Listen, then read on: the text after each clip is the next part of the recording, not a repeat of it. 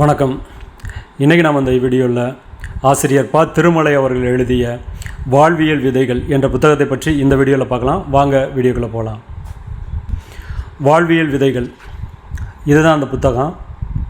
இந்த புத்தகத்தை மூத்த பத்திரிகையாளர் ப. திருமலை அவர்கள் எழுதியிருக்காரு. அப்படி என்ன இருக்குது இந்த புத்தகத்தில் அப்படின்னு நாம் பார்த்தோம்னா, இந்த புத்தகத்தில் மொத்தம் 22 ஆளுமைகளை பற்றி ஒரு கட்டுரையாக இந்த புத்தகத்தை தொகுத்திருக்காரு. இந்த 22 ஆளுமைகளும் நாம் மறந்த நினைவு கூற வேண்டிய ஆளுமைகள். இவர்களை பற்றிய அந்த 22 கட்டுரைகளும் படிக்க படிக்க நமக்கு பிரமிப்பை ஊட்டுகின்றன, ஆச்சரியத்தை ஊட்டுகின்றன. அந்த அளவுக்கு பல தகவல்கள் ஆளுமைகளை பற்றி இந்த புத்தகத்தில் தொகுத்து சுவையூட்டி நமக்கு வழங்கியிருக்காரு. அந்த புத்தகத்திலிருந்து ஒரு சில பகுதிகளை நாம் பார்க்கலாம். இதில் அரசன் சண்முகனாரை பற்றிய ஒரு கட்டுரை இடம்பெற்றிருக்கு. அரசன் சண்முகனார் யாருன்னு பார்த்தீங்கன்னா, சேதுபதி மேல்நிலைப்பள்ளியில் பாரதியார் தமிழாசிரியராக பணியில் சேர்றதற்கு முதற் காரணமாக அமைந்தவர் இந்த அரசன் சண்முகனார் தான். இந்த அரசன் சண்முகனார் தமிழுக்கு மிக பல தொண்டாற்றியவர். 1901 மதுரையில் தமிழ்ச்சங்கம் நிறுவியது. அதன் பிறகு அதனுடைய பயனாக 1904 செந்தமிழ் கல்லூரி நிறுவப்படுது. இந்த செந்தமிழ் கல்லூரியில் அரசன் சண்முகனார் தமிழ் பேராசிரியராக பணியாற்றிக்கிட்டு இருக்காரு.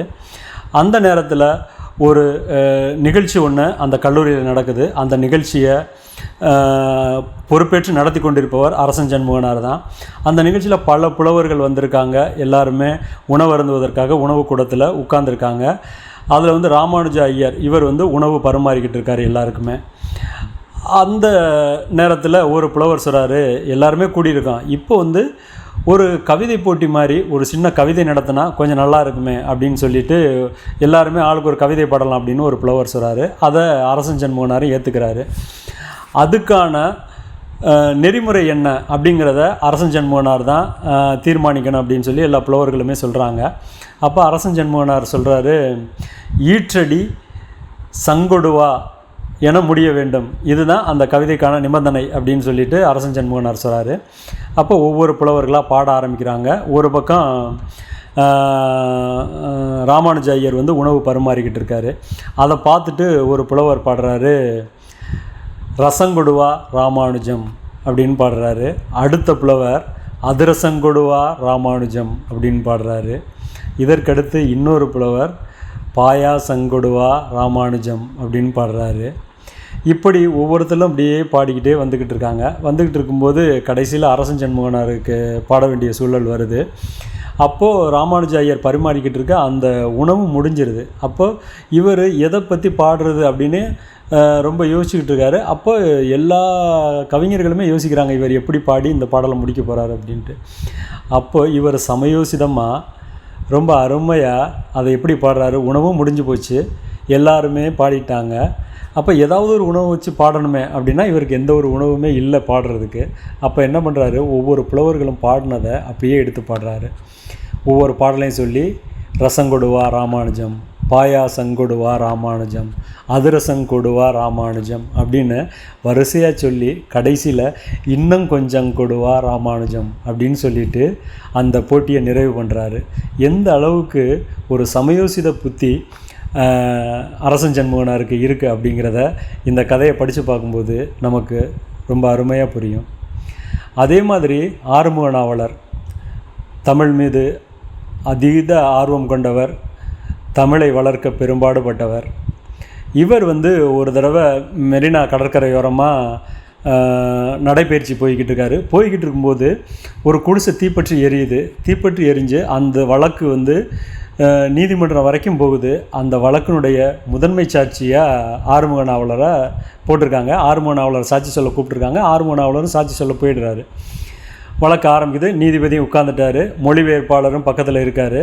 இருந்துக்கிட்டு ஆறுமுக நாவலர்கிட்ட என்ன நடந்தது சொல்லுங்கள் அப்படின்னு சொல்லி கேட்கும்போது அவர் என்ன பிரிட்டிஷ் கவர்மெண்ட் இல்லையா அப்போ அவர் இங்கிலீஷில் பேச ஆரம்பிக்கிறார். இவர் பல மொழி கற்றவர் ஆறுமுக நாவலர்.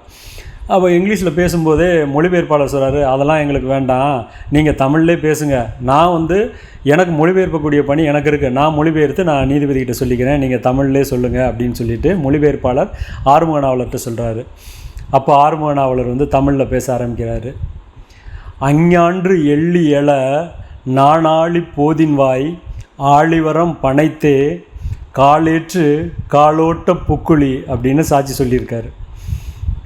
இந்த மொழிபெயர்ப்பாளரை நீதிபதி பார்க்க இவங்க ஒவ்வொருத்தரையும் பார்த்து என்ன சொல்கிறதுனே தெரியாமல் கடைசியில் அந்த மொழிபெயர்ப்பாளர் கையெடுத்து கும்பிட்டு, ஐயா நான் சொன்னது தப்பு தான், இயல்பான தமிழிலேயே பேசுங்கள் ஐயா அப்படின்னு சொல்லிட்டு ஆறுமுக நாவலரை கெஞ்சி கேட்டிருக்காங்க. அதன் பிறகு ஆறுமுக நாவலர் எளிமையான தமிழில் பேச ஆரம்பிச்சிருக்காரு. அதிகாலை சூரியன் உதிப்பதற்கு 4 நாழிகைக்கு முன்பு கடற்கரையோரம் காற்று வாங்க நான் சிறுநடைக்கு சென்றபோது அப்படின்னு ஆரம்பித்து அந்த வழக்கில் சாட்சி சொன்னது. எந்த அளவுக்கு தமிழின் மீது பற்று வைத்த ஆளுமைகள் இருந்திருக்காங்க அப்படிங்கிறத இந்த புத்தகத்தை படித்து நம்ம தெரிஞ்சுக்க முடியும். அதே மாதிரி 22 ஆளுமைகளும் நம்ம படித்து தெரிந்து கொள்ள வேண்டிய நபர்கள். இந்த புத்தகத்தை படித்து பாருங்கள். தெரியாத பல தகவல்களை நாம் தெரிஞ்சு நமக்கு ஒரு பிரமிப்பூட்டக்கூடிய விதமாக இதில் தகவல்கள் அடங்கியிருக்கு. படித்து பாருங்கள். படிப்போம், பகிர்வோம். நன்றி.